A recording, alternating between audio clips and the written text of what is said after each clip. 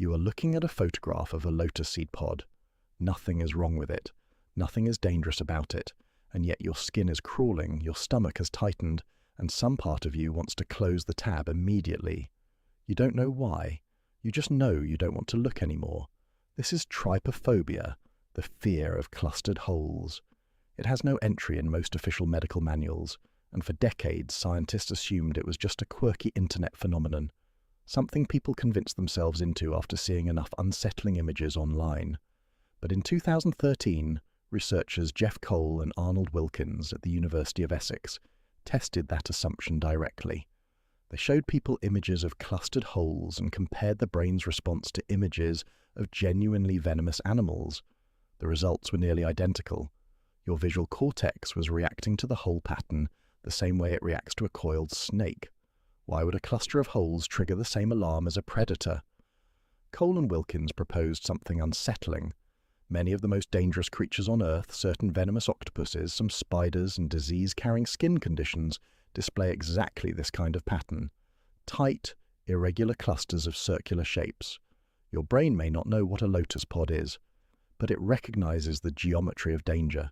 The fear didn't come from the object. It came from millions of years of pattern recognition still running quietly in the background, flagging anything that resembles a threat it once had to survive. That is the first phobia nobody can explain, until you realize it was never really about the object at all.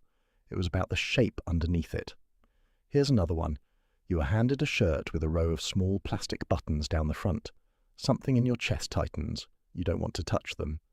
Some people describe the sensation as their skin trying to crawl off their own body. This is koumpounophobia, the fear of buttons, and it is far more common than people admit, because it sounds too strange to say out loud. Steve Jobs himself reportedly avoided buttons on his clothing for most of his adult life. Researchers who study specific phobias, including psychologist Martin Anthony, who has spent decades studying anxiety disorders, note that button fear often clusters with a disgust response rather than a fear response. That distinction matters more than it sounds like it should. Fear activates your amygdala and prepares you to run. Disgust activates a different circuit entirely, one built to protect you from contamination, from things that might carry disease. Buttons, with their strange texture, their slight discoloration over time, and their resemblance to things like scabs, insect eyes, or blistered skin, seem to accidentally trip the disgust wire instead of the fear wire. Your body isn't afraid of the button. Your body thinks it might be looking at something diseased, and it wants nothing to do with it, which raises the real question underneath almost every phobia on this list. Your brain didn't build a separate alarm system for every single object in the modern world. It built a small number of ancient alarms for predators, for disease, for falling, for the dark, and then it left those alarms running, waiting for anything that even loosely resembles the original threat. Take the fear of vomiting, known as emetophobia. On the surface, it looks like ordinary squeamishness, but for people who have it severely, the fear can restrict what they eat, where they travel, and who they spend time around, all to avoid any chance of being near vomiting.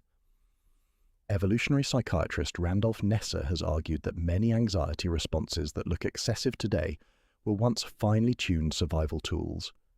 Before modern medicine, vomiting was one of the clearest visible signs of contagious illness moving through a group. A brain that overreacted to that signal and avoided the sick person entirely would have had a real survival advantage over a brain that stayed calm and got infected. The fear wasn't a malfunction. It was a smoke detector that never got the memo that the fire went out. Now picture something modern. You are 3 feet from your phone, in another room, and a wave of low-grade panic moves through your chest. You don't have a message. You don't have a call. You just suddenly need to know where the phone is. This one is called nomophobia, short for no mobile phone phobia, and unlike the others, this fear didn't come from ancient history. It's brand new, built in the last 2 decades, and it hijacked an old system to do it. Your phone has become a stand-in for your social network, your safety net, and your sense of control over your environment, all at once. Losing access to it doesn't just feel inconvenient. To an ancient brain that equates isolation from the group with danger, it can register as something closer to abandonment. The wiring is thousands of years old. The trigger is 2 decades old. Your brain simply plugged a new object into an old socket. Let's go back further. You are standing at the edge of a glass floor, dozens of stories above the street. Nothing beneath you is moving. The glass is rated to hold 10 times your weight, and still your knees lock, your palms sweat, and your body refuses to fully trust what your eyes are telling it. This is not a phobia in the clinical sense for most people. It's something researchers call visual height intolerance, and it shows up in nearly all healthy adults to some degree. What's strange is that the fear doesn't come from your reasoning brain at all. It comes from your vestibular system, the part of your inner ear that tracks balance. Height, glass floor or not, changes the visual information your eyes send your balance system, and for a fraction of a second your body genuinely cannot confirm that the ground beneath you is solid. Your mind knows the glass will hold. Your inner ear does not care what your mind knows. This is the pattern again. A system built for cliffs and ledges, for a world with no elevators and no reinforced glass, still runs the exact same check it always has, on a floor engineered specifically to make that check unnecessary. Notice something about all three of these fears so far. None of them require you to have ever been harmed by a hole, a button, or vomit. You didn't need a personal bad experience to install the alarm. It was already there, waiting before you ever encountered the trigger. That's the part most people get backwards. We assume phobias come from trauma, from one bad memory that poisoned an object forever.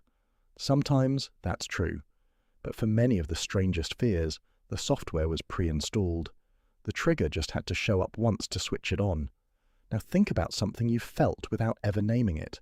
You're looking at a very realistic robot, or a hyper-detailed video game character, or an AI-generated face that is almost, but not quite, human.